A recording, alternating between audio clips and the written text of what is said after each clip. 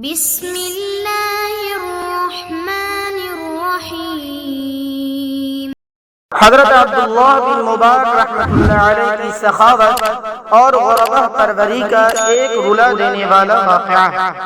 حضرت عبداللہ بن مبارک رحمۃ اللہ علیہ ایک مرتبہ حج کو جا رہے تھے، ایک قافلہ بھی ساتھ تھا۔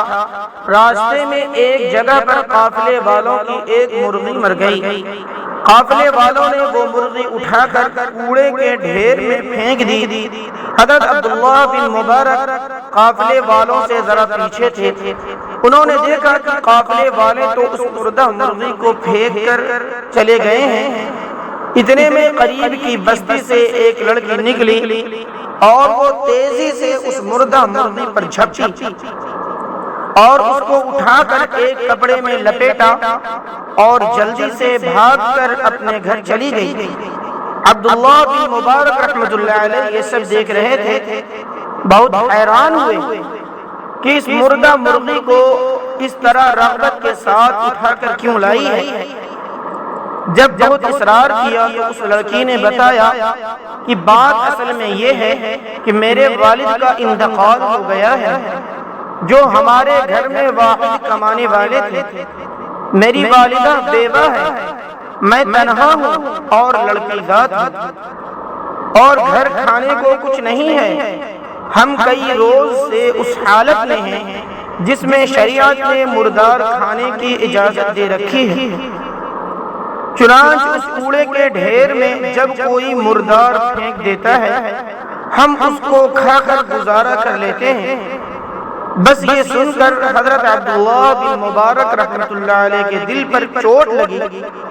انہوں نے سوچا کہ یہ اللہ کے بندے تو اس حالت میں ہیں کہ مردار کھا کھا کر گزارا کر رہے ہیں، اور میں حج پر جا رہا ہوں۔